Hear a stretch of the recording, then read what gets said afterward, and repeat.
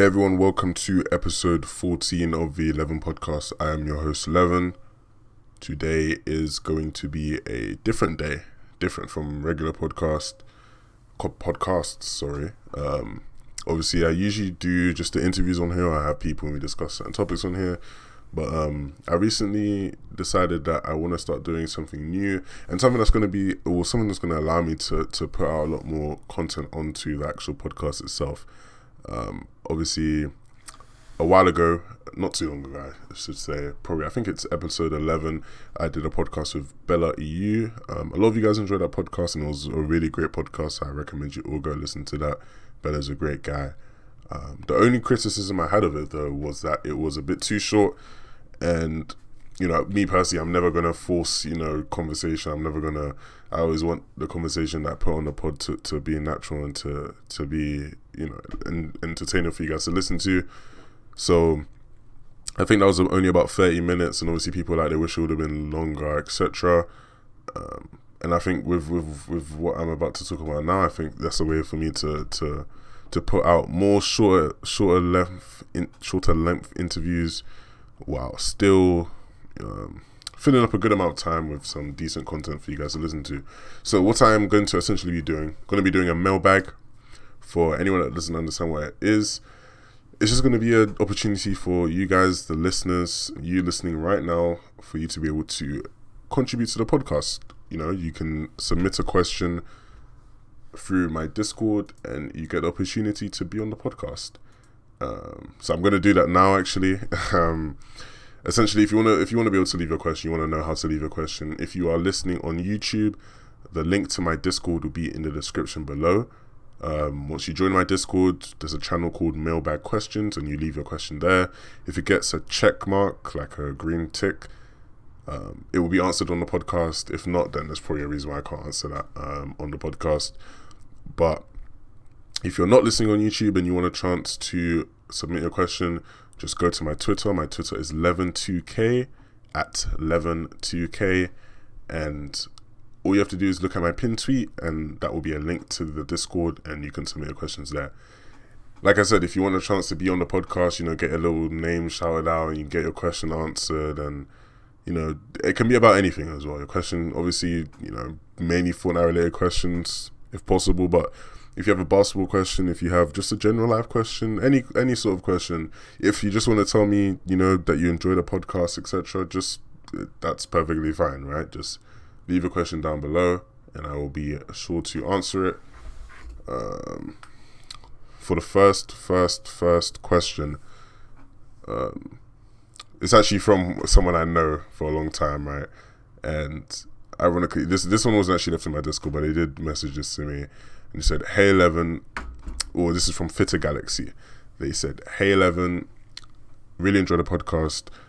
Was wondering how you actually came up with the idea to do a podcast." Sorry, I was struggling to read that there. Well, thank you. Glad you enjoyed the podcast. I actually was I was at a point where I kind of got stuck with things. I'd stopped playing competitively, but I still wanted to stay in the scene. I really enjoy the scene. I enjoy competitive Fortnite. I enjoy watching it. I'm passionate about it. But I was no longer at a point where I wanted to compete myself, and I didn't have the time to compete. I was focused on basketball, IRA, and it just wasn't the right time for me, right, to compete and to play. So one thing that was actually always joked about, right, whenever I would be in calls with pros and, friends alike, it was always a joke like, you have a really deep voice, you should do a podcast, man, you should do ASMR or something, like, just, silly jokes like that. But in real life, I actually am someone who enjoys, having conversation, talking, and I really enjoy watching and listening to podcasts myself in my spare time. So I thought, hey, why don't I start a competitive Fortnite podcast? At the time, I wasn't aware that there were any around. I think the only one that actually was around, which I wasn't aware of until I started my own, was the Fortnite podcast by Too Loud TX and Monster D-Face, sorry. So I thought, hey, it would be great if I do my own podcast, interview players, and I think it'd be a great way for people to hear more from their favorite pros outside of just them streaming. So that's how I got the inspiration to do the podcast. Thank you for the question, Fitter Galaxy. Next question I got is from Soillan, my editor.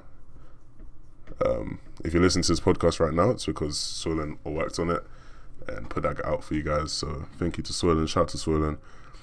I'm not good enough to contest off spawn, so I land at uncontested places, usually fairly far outside of a zone. Whenever I have to rotate to zone, I find myself getting tagged and pushed by players mid-game. Therefore, I either die, fight them, or use a lot of mats, and end up having to go into endgame with low mats and low health. What can I do to avoid this? Now, it's a great question. Obviously, that links to quite a lot of the content and videos I've been putting out recently. Obviously, I've been making videos about style, etc., and just practicing and working on your game. And I think this is actually a combination of the two videos. I think obviously you said here you've identified clearly your strength is that you can't contest off of spawn well, and I don't think you should just secede to the strength. Like, I think this is something that in the long term you should work on, right? You should practice being able to contest off spawn, because it's a very valuable skill to be able to have. Obviously there's RNG and stuff that goes into it, but I still think it's something that you should be able to do. You know, you should never want to limit yourself as a player completely. You always want to be working on your game. But obviously in this instance, in the short term, you know, you're not able to contest off of spawn. So you land at uncontested places, you know, and it often means you have to rotate in, right? Which is fair enough. Maybe you don't get lucky with zones. The thing is, the way I see it is that you have to, for the skill level you're at, you have to be able to identify patterns in gameplay, and you have to be going back and watching the VODs, and you got to take a look at the people who land near you, with the different zones that you get, right? The people who land near you, how do they rotate? So let's say you land at craggy cliffs, right? And there's somebody landing on the outskirts of craggy, and they loot up, you know, the outskirts somewhere around craggy, and you often find that when you're rotating to the first circle during mid game, or even the second circle-ish, you find that you end up taking an engagement, some sort of engagement with that person, right? That costs you more. You have to figure out how did the person who comes from where that person's coming from, how do they usually rotate, right? You go watch back the VODs and see what are the common tendencies of people who are landing around you and near you, and how can you avoid those people if you don't want to fight? And the thing that you have to realize though as well is that you're never gonna completely be able to avoid people, right? The nature of this game is that you will have these engagements sometimes, or you will be put in this position. But then on your side of things, it's about how you actually position yourself to be able to have an advantage, right? So is it that when you rotate, you prioritize getting on top of a hill somewhere, so that at least if there is anyone in the nearby area, you have, you know, a natural high ground. You have more vision over where people are, so you might see someone ahead and you might decide, okay, I'm going to go further around, right? Because I can see that person ahead. I'm not just going to go straight on like I normally would, because otherwise I risk the engagement there, right? So it's about being able to go back in your VOD, analyze what you can do to put yourself in an advantage no matter what you do. Like famously in Counter-Strike, one of my favorite players to VOD review when he was still, you know, a top tier pro, was Taz of Virtus Pro. And it's because although he wasn't one of the best players mechanically in CSGO, he would only ever take fights where he had the advantage, right? Like if he was engaging in some sort of, you know, gun battle, it was probably because he had some sort of slight advantage, and I picked that up and I applied that to any game I play now, right? Like I'm only going to try and look for a fight where I have some sort of advantage right off the bat. And you should do that when it comes to when you're rotating during the mid game, and even your landing spot, right? Wherever you land, because even that place is far away from center, you still have, you know, the chance of being contested, right? And I think I'll probably get into it based off of the next question as well, which is something I'll be interested in. I have a question here from Somebody's Gun, another great friend of the podcast. He's been on the podcast as well. Be sure to check out the podcast I did with Somebody's Gun. He said, what makes Crew, Chapix, Ritz, and Beehive so good? What are they doing that is different to the other teams? So obviously that squad, Svenskana, they performed incredibly this weekend in FNCS, and there's been so many people doing different VOD reviews and analyzing their games, etc. Obviously, I've watched back their games as well, and I made some tweets about Chapix's performance. I think the main thing to take away from them was that they didn't. I don't think there was a lot of things that they were doing that were actually particularly special, right? I think there was one observation I made about their early and mid game, which was unique, which is something that I even took into my gameplay to an extent when playing Squad Arena with some mates this weekend. But they just played the game the right way. They were playing the game right, and I think even to be fair, like if you actually look at a lot of those games, they played most of the game perfectly, and then it got to end game, and you look at things where you're like, hey, they probably could have even got more points than they ended up getting, right? So I think they landed Craggy Cliffs all of their games. That's where they decided they wanted to land, and they were uncontested all 6 of those games. Now they're obviously in a set lobby. I think they have that spot established. They've probably battled people at it before, but they had Craggy uncontested, which is obviously great. When you have your London spot uncontested, always a plus. But one thing that I think people don't realize is that they didn't often get first zone. I think they only ever got first zone in like 2 or 3 games. Oftentimes they had to rotate in. And what I picked up was a big thing that I picked up from them was the fact that for the past couple of months, throughout different metas within the game, a lot of people have stressed, getting to that center zone, right? We got to push towards the center of the zone. We got to make sure, hey, we're getting to the center. Like, that's where we want to be. If we don't get first zone, we got to get in. We got to go center. But at the highest tier, at least, I don't know if you're listening, whatever level you play at, this might not be the same, which is why you got to go VOD review and pick up the info for yourself. But at the top level, so many people have prioritized getting to center that center is oftentimes too congested. And there might be times where you actually don't have many people in your path trying to rotate. Like, this is something that I noticed from a lot of their games. They had games where they'd be rotating in, and where typically they would have been congested, typically would have been in a congested area, they actually weren't, right? The center of the circle was usually way more congested than you would expect it to have been, compared to rotating later, right? So they actually rotated in late quite a few of those games, and it paid off for them pretty well. So yeah, I think them all being able to stay alive, I'm pretty sure in every single game they all stayed alive till end game. And pardon me, I don't think there was as many mid-game engagements as you would expect for a team rotating in towards the zone as many times. Teams rotating in often have a lot more fights, as you cross paths with other people rotating in. But considering the fact that they were often the team rotating in, they didn't have as many fights as you expect. So I'd pick up. I'd say the one thing that I really enjoyed to analyze was the way the timing of their rotation when it came to mid game, right? And actually looking at the circle and looking at where people were based up and people were set up. Like, it was a thing where, like, hey, is being center zone even as good as it once was, right? That was the question I had for myself. So it'll be interesting to watch further and see if that is a real thing. But as a whole, just really good team play. I spoke to Chapix and I spoke to Chapix, sorry, not Beehive.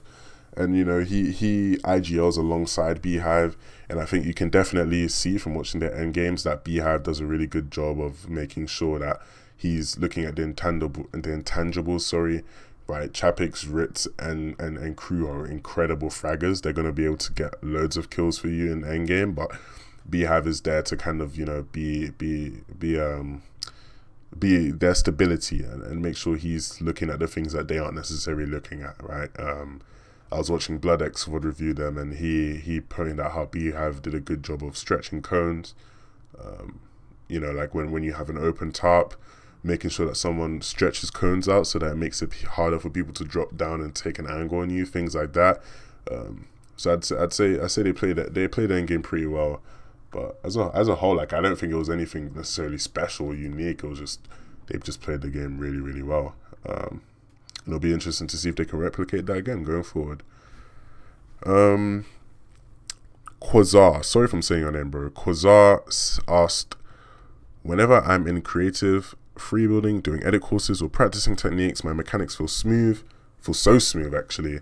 When I actually play against people though, mainly box fights and in real game, to a lesser extent build fights, I play like dog shit and lose often. How can I better apply my raw mechanics to use in an actual fight?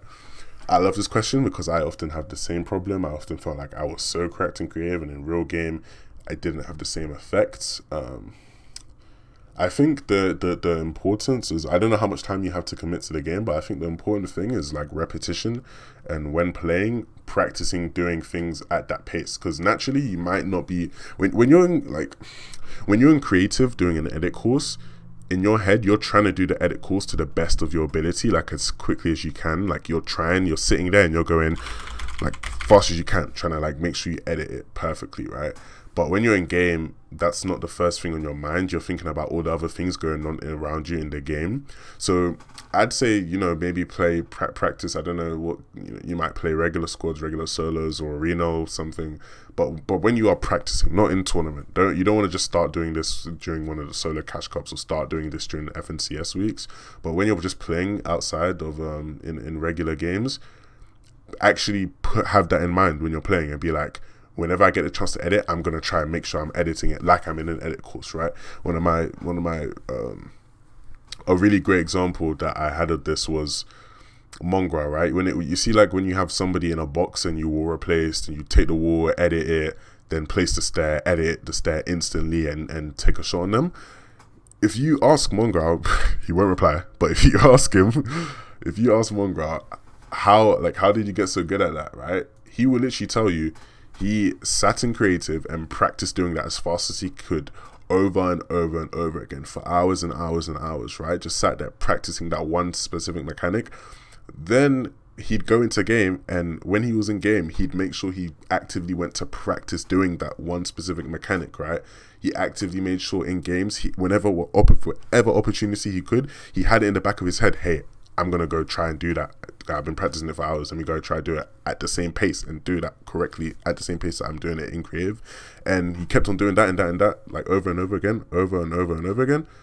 And then guess what now? When he's in FNCS finals, he can replicate that, right? Like he can do that at the speed, right, that he does in creative. So that's what it's all about. Like, as much as it sounds cliche, like there is no shortcuts to these things, right? You just gotta make sure you practice that and practice those things with that in mind.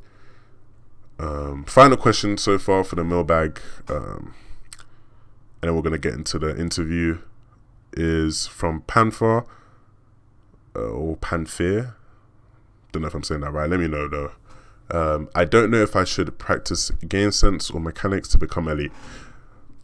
Simple question is, you have to do both. Like, you're gonna have to do both if you want to be you're just gonna have to do both. I'd say right now, you can get away with not having as good mechanics, and game sense is essential, right? But so there's a lot of good, like, you have to have mechanics to an extent. You don't have to be some sort of creative warrior, but game sense is essential. You need game sense if you want to be able to be successful in this game.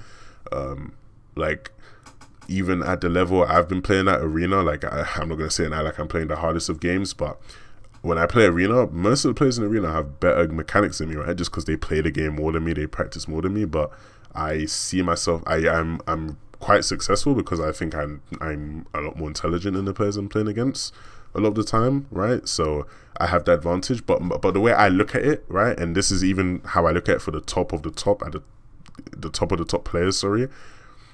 Right now, you can scathe away with not having the greatest mechanics, and having good game sense. But eventually, these game sense players, these not low game sense players, will catch up.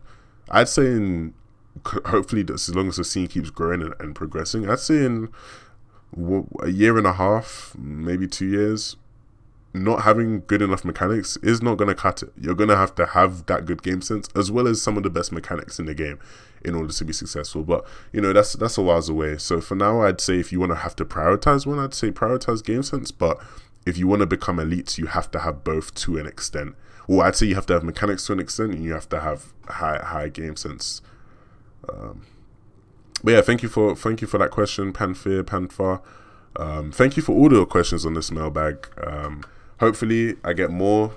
Like I said, if you want to see your question featured up here, if you just have anything to say, if you have anything you want to hear me say on the podcast, be sure to leave it in my Discord, in the mailbag questions channel.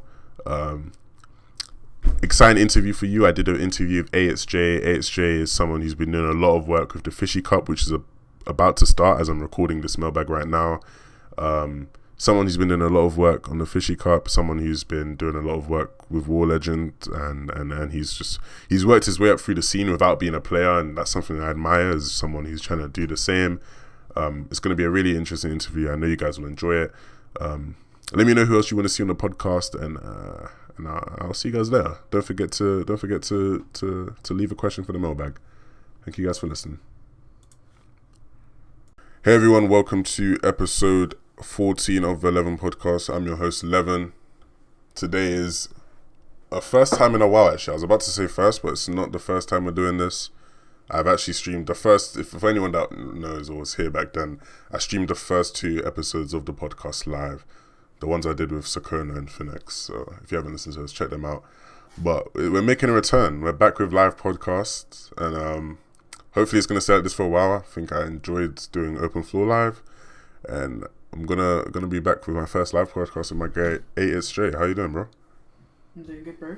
Yeah, it's good. So a lot of people will know Jay.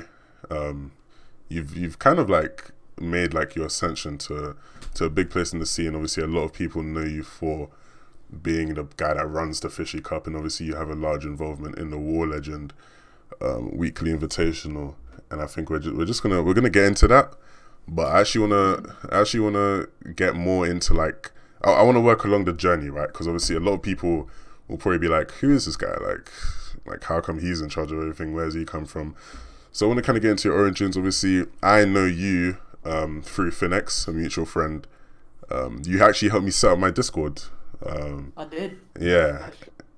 So let's go back to how you kind of first made your way into the scene, or kind of like your early days within the FN scene. I know really. Well, like 2 months ago, or maybe 3 months ago, I had like 200 followers. So okay. I haven't really been like this like long. You know what I mean? Yeah, you started off though like modding in Discord, right?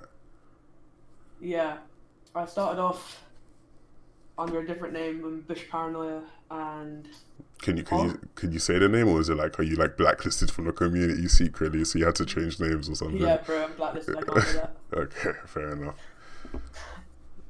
So you've actually been around for a while then, if you've been since POG and BP. Because a lot of people like probably won't even know. Yeah, a lot of admin and anything. So wait, sorry, you cut out that for me. So were you modding those servers, or? Yeah, just mod. Okay. And obviously, how did you go from just modding these servers to kind of like being in charge of a lot of bigger servers? Because I know you were like the head mod on a lot of the bigger servers that we had in the EU. I think I took a break for a bit, and then Boom Chord was kind of my next big thing. Okay, can you tell us what the Boom Chord is? If it wasn't for Theon, Boom Chord was like, when I joined it was like a little custom server, and like that Lobin would play on stream. Yeah. And like he'd tell his chat to go to Discord, and then he'll ban them if they like W key before first zone or something.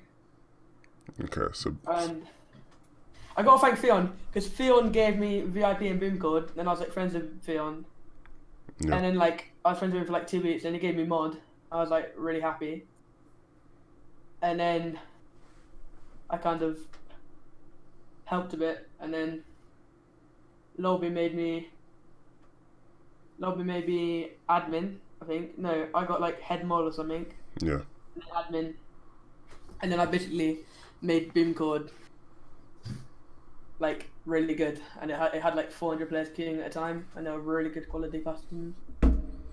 Yeah, okay, that makes sense because I remember when Phoenix introduced me to you, that was like one of the main things. He was like, "Oh, he helps out Boom Chord and all these other Discords." Um, Mm. what I was? knew I knew Finesse from like I remember I had a huge argument with Finesse because he was like he was he was making the key like use code Finesse or something like that. And then Oh, W keying in his own custom. interesting. So, And then we were gonna partner with it, and then kind of it didn't want to partner, and then it took over. oh, that's when it made its way as like the main place for people to play and you. Mm. Um, getting more, moving further away from you doing Discords. I oversee. I first heard rumors about there being the Fishy Cup. Well, obviously, it didn't have the name Fishy Cup, but I heard rumors about you doing a cup of some sort with Benji Fishy. Talk to me about how you know him. How did you get introduced to Benji? Um, to be honest, I have no idea. He followed me on Twitter one day, and then I kind of just I started. I know I started talking to him. I was like, "GG, bro, congrats on qualifying." No, that was for World. And then kind of he messaged me a bit about like giving him roles on servers and stuff. And then I messaged him like when the first FMCS started, and I was like, because I started with Boom Cups, Yeah. like hosting Boom Cups with Lol Boom, and I messaged Lol Boom, and he was like, I don't want to do them anymore. So I was like, oh, I know I did message. I messaged Benji, and then Benji said he was down after FMCS. That's pretty much what happened. So essentially, you guys, you obviously you had a relationship with Benji just from being like a mod in most of these servers, and so you had the idea to do a cup like Fishy Cup, but you initially wanted to do it with Low Boom essentially. Like you approached Low Boom first with the idea, and Didn't want to pressure. yeah, and then obviously you asked Benji and he was down. And that does sound a lot like Benji. Benji's a really nice guy. He's always down to do a lot of things. So obviously I like considering that there's only been a couple of weeks of Fishy Cup and it's obviously only started with squads. I heard about it from quite a while before that probably, or heard rumblings about it. What was the process of getting it set up? Like what kind of, because obviously a lot of people won't know that, right? They only just see the weekly cups hosted by Bala and Shire, but they don't see what comes before. How did it actually start happening? What were the first steps to making it become a real thing? It was initially going to be a manual leaderboard. We're going to hire loads of like manual staff to fill it in and like count the points and stuff. Yeah. And then Benny was like, just message Kraz. So I DM'd Kraz on Twitter and I was like, could you accept my Discord friend request? It's Jay from Fishy Cup. And he accepted it and I was like, okay. And then I DM'd him about it. And now we're like, War Legend, Invitational and Fishy Cup are like joint near enough now. Like, they're in the same server, same point system. Slow down. You just skip through a lot. You went from you skip through a lot there. You skip through a lot. So you messaged. So obviously you're having problem because that initially was one of the biggest problems about running kind of cups like that. Like people found it like way too difficult having like, look at what you guys were saying there. You guys had the idea to hire like manual staff to have to go through each game and look at the points. That is really time consuming, pretty inefficient. But obviously the War Legend guys had a tool available. So once you figured out, the process, like you had the tool set up, you had everything else, like you kind of had the idea set in stone. How did you go about picking who plays in it, and then how did you go about contacting Bala, etc., to actually host the cup? I already had contact with Bala before from Boom Cup. Okay. And Shire. I messaged him straight away, like before it was even confirmed that Fishy Cup was going to be a thing. Yeah. I was like, when I first DM'd Benji, I was like, we'll be casted by Bala, if you know what I mean. Yeah. I messaged him before anything. He's always been like, he always replies, he's always down to do everything. Yeah. And then with the invites, I think Benji just gave me a list of names and I just invited them. I snuck Milan in a few times. Or Hopefully no pros in your stream right now. It's definitely gonna be someone triggered at that. But that is a big problem though that people have, right? Like I know you see like the power rankings. Obviously a lot of people don't even care about power rankings anymore, but like I'm pretty sure the power rankings don't allocate points for events like Fishy Cup. I'm pretty sure, not 100% sure on that. Someone in chat can correct me if I'm wrong, but like they don't give points for invitationals. Like how do you feel? Yeah, how do you feel about that as somebody who's in charge of hosting these events? I mean, we're on the Fortnite Wikipedia thing. Like, it says on their profiles like first Fishy Cup, but you don't get any points. We spoke to Thingy about it. Spoke to what do they call it? Game Wikipedia, and they were like, you have to have at least like 7K prize pool or something, and like over a certain amount of viewers and stuff. So yeah, we're not on the power ranking.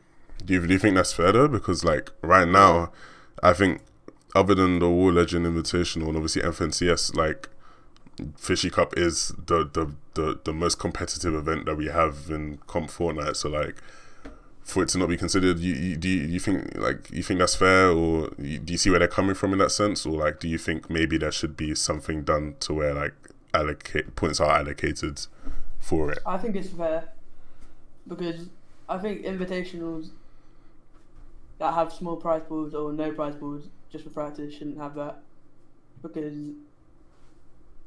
I don't know, it's 25 teams, so it's not like a big event, if you know what I mean.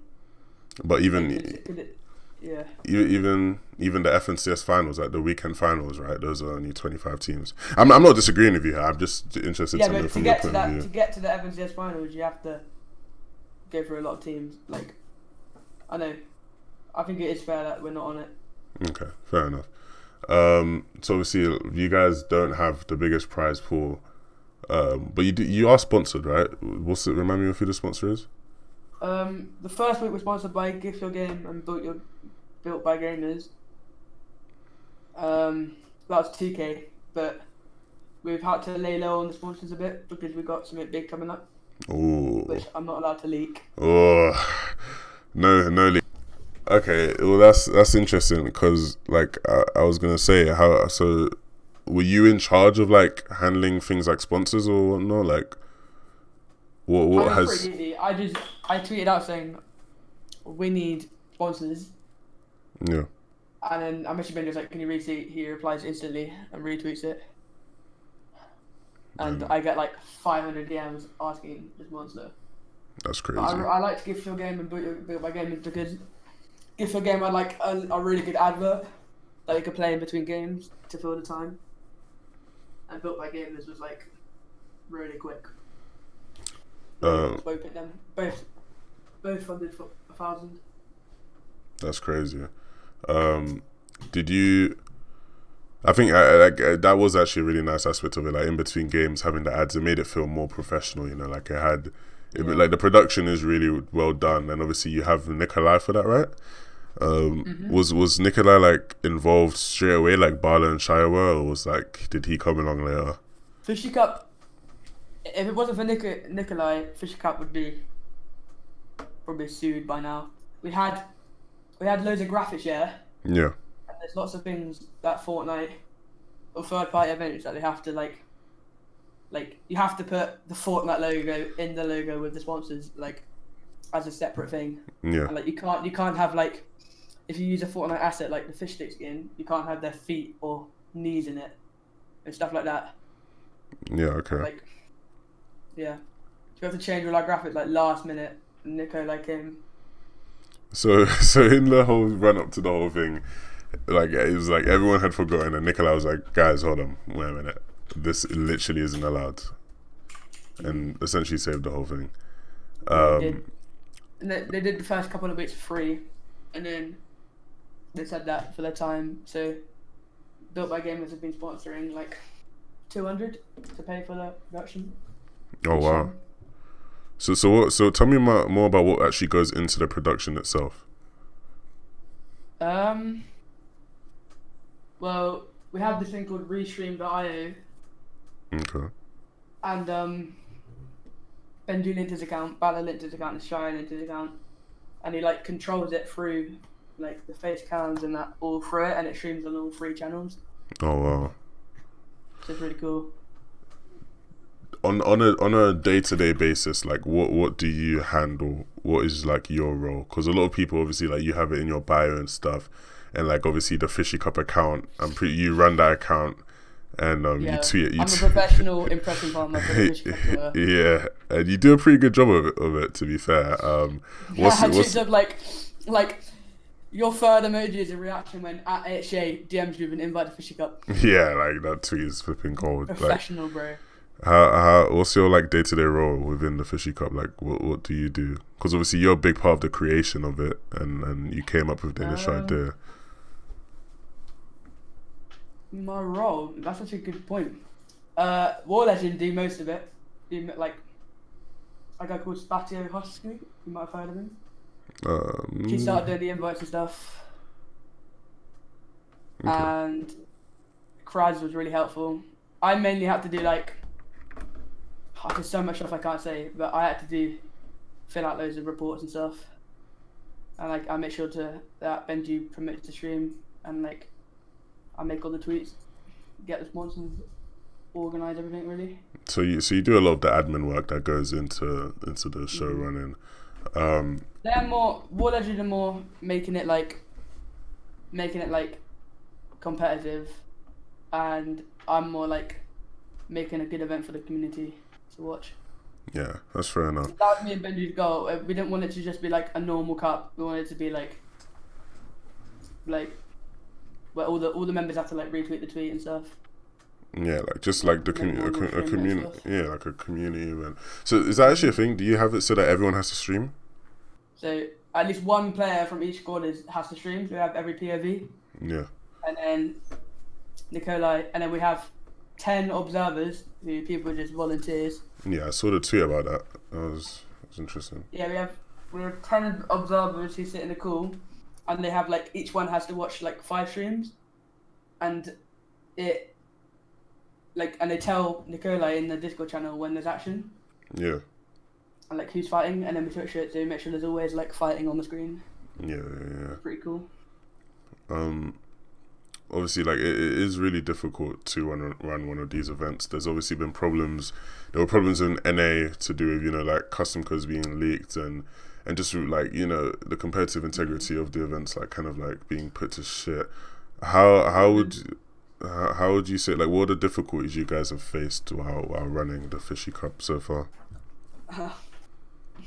Hopefully no pros are in here. X8 and Provoked. I remember we had, they've been banned. They were banned from War Legend. Okay. It's not really them that was a problem. They were banned from War Legend for playing an elite game for 3 weeks, I think it was, or something like that. Okay. And we. Why, do you know why that is, or is that just separate? Yeah, they played with elite key. Ah, okay. Which is against the War Legend rules, and if anyone did it, they would have been banned. But I think on the second Fishy Cup, Aqua said in the Fishy Cup Discord, why can't X8 play? And then all these pros started tweeting out like Aqua, Vorwin were like, oh, we can't. Oh, we're gonna just leak the keys. And then Mongol replied saying, oh, I'm gonna leak to you. And then Mongol nearly got banned, and that was like the biggest problem. But I spoke to Aqua, Mongol, and Benji, and we sorted out, and X8's unbanned now. So that was probably the biggest problem. And then the graphics for Fishy Cup as well. Yeah. For leak wheel things. So like I know obviously from interviewing Kraz and from even just talking to you a bit off stream, like I know like those kind of things are a big problem. Like when you have to host such an event with a lot of big personalities within the scene, and of course you're not Epic Games, right? So you don't have like ultimate supreme authority. Like you have to kind of try create your own authority. Is it difficult managing all these personalities? Like, and how do you go about things? Like you said there, like you had to speak to Mongo, Aqua, and XA, etc. Like that isn't like an easy thing to do, I assume. No, Mongo didn't reply for like an hour. Sounds like him.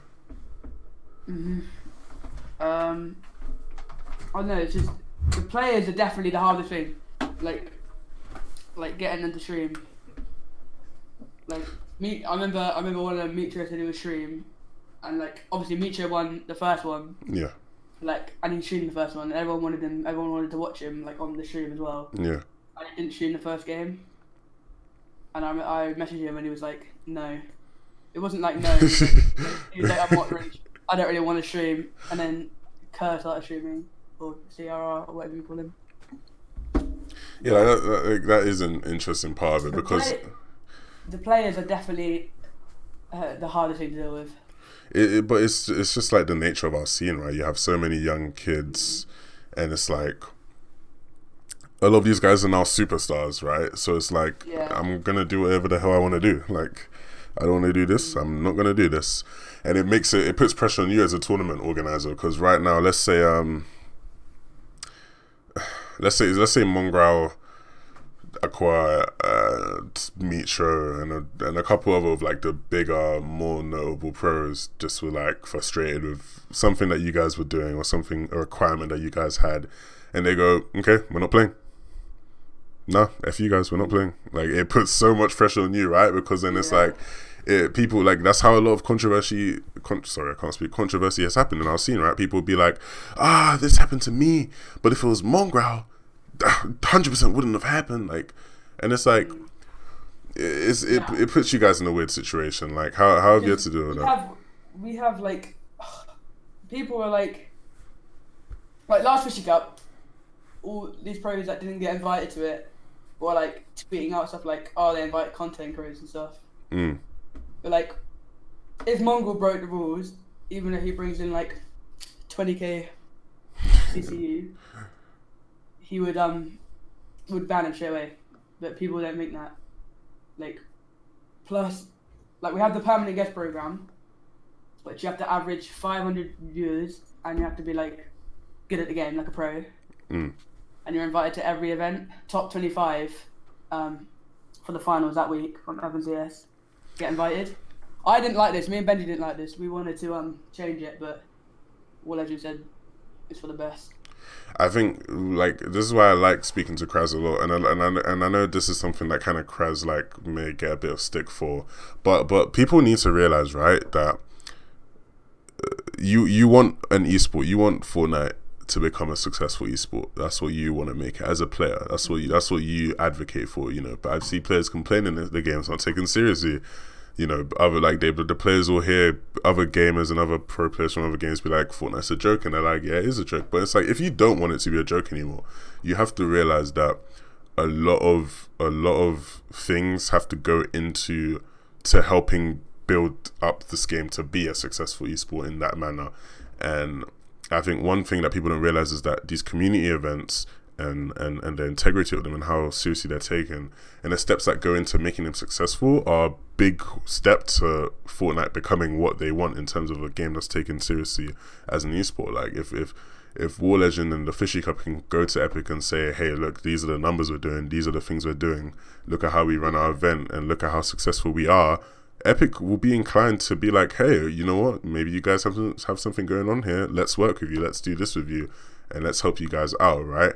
Like the thing of like content creation, or like, because obviously you said there like they pick people, you guys had to select people with like minimum 500 views, something along those lines, blah blah blah, blah.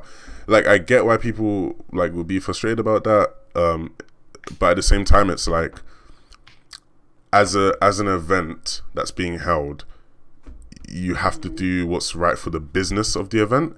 Everything's a business. All like Epic itself are a business. That's why they've made a lot of the decisions that they've made. Like a lot of the things, like a lot of the things Epic have done, where we as a community have been like, "What the f are you guys doing?" It's all marketing strategy, right? Everything they've done, they're like the comp section of Fortnite is so. I know that every update they've done that they haven't, like the Mets, for example. Like, people don't think they're positive, but they are positive. Like, the bots love it. You know what I mean? See, like, okay, I think I'll disagree with you there on the front of I don't think it's right. I will never defend Epic bringing mechs. I understand their marketing strategy behind it, or what I at least think it is. They've never come out and said this, but I understand why, from a marketing perspective, you would do something like that. But I think a lot of it is just like being selfish. Because even if I was a player, I'd feel the same. I'd feel like Epic are doing me over, and I would feel a type of way about it. But if you want the scene to develop, in a sense, there's sometimes sacrifices that you'll have to make that affects your own personal interests as a person. Yeah. Right. Definitely. I think going back quickly to the Mitra streaming thing, I can understand why a player would say they don't want to stream, right? Like, we don't like. I'm not saying this to players. I saw what Bella said in chat. Like, I'm not saying the players. I'm just saying the players make it difficult. Like having to, like for example, I'll be on the day, yeah. 2 hours before, I'll have every single pro in the community DMing me on Twitter, Discord, ask me for invites, and like, what can I say? Like, there's like, people are like, oh, I didn't get an invite, but we can't invite like 60 people to a 25 or 60 teams to a 25 team cup, and like, it's not more. Obviously, if the streamers if the people streamed, it'll be easier, but we can work around it. Like, they're not going to be punished for not streaming. It just makes it difficult. No, I was gonna wait before I start addressing things said in chat, for the sake of the podcast. But I will say, I've seen something said about things not being a marketing strategy in chat. Look, Epic, and I obviously don't know. None of us will. A lot of the things we say are all just assumptions, guesses made off of what we see. Epic are a business, flat out, like simple as that. They are a business. They do what they can to protect the best interests of their business. The best interest of their business is making money. You make money through good marketing. Epic doesn't care about the pros. Epic doesn't care about the bots. They don't care about the average players. What they care about is what those demographics and what those people offer them. The bots and the noobs offer them the most money, because the bots and the noobs make up the large percentage of people who play the game, right? It like, in that sense, it is like, if they are doing things to appeal to those people, that is a marketing strategy. That is a way of bringing people back to your game, right? It's common in many games, and maybe not to the extent Epic has done, because I think Epic have a crazy marketing team, but it's something that's done in all aspects of business, right? And if you can't understand that, then I think that maybe you should go do some research on it yourself. Talk about. Obviously, I know you said there's things you can't say because Fishy Cup got some big plans in the future, but talk about you yourself. What do you have planned for yourself in the future in terms of what you want to achieve yourself?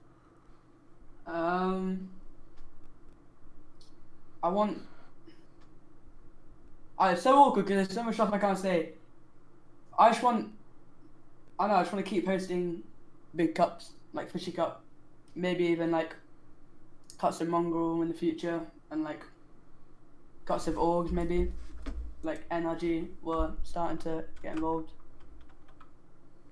That's pretty much what it is. I like hosting cups, and I like running practice in War Legend and that. But yeah, I quit all my other staff positions for War Legend.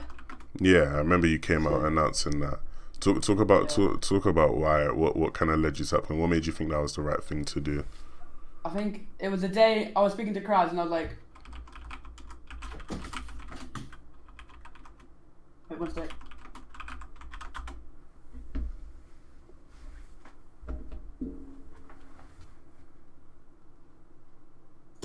Sorry about that. I was speaking to Kraz, and he was like, he was like, what do you wanna do for War Legend? And I listed all these things I want to do, like what I want to help out with. And I'm becoming a tournament admin for War Legend, which is like, I'm being trained right now, which is like, I have access to like War Legend system and that. And like, yeah, so I just wanted to drop everything else and just focus on that, really. And it seems like your hard work's paying off. The Fishy Cup is doing great. You know, obviously War Legend stuff is doing great. And as a whole, everything is looking good. Obviously, like you said, you got big things planned for the future. A lot of Discord chat mods ask me like, how did I get to where you are? Yeah, you are the pinnacle of Discord chat mods. Like, how did we get to ASJ? I don't know. I just tell them like, you've got to start from the bottom. Yeah, networking. That's what it's all about. Yeah, you just got to like know people. Really. Oh, thank you. Oh, what were you gonna say? I don't know. It's really awkward because like they all ask me, and I'm like, I think some of it's luck as well, or just like taking a risk. Like I asked 2 people if they want to do cups, and like they both said yes, so I got lucky on that. Like Lol Beam and Benji. Yeah. And like the Boom Cup really started me off, and then like the Fishy Cup is really good right now. Like I've gone up, like I've grown a lot on like Discord things and that.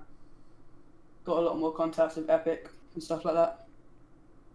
So put yourself out there is what you're saying. Put yourself out there, take risks, network, and don't stop, man. Don't give up. Like if after Blow Boom had said no, if you imagine you just said, yeah, fuck it, I give up now.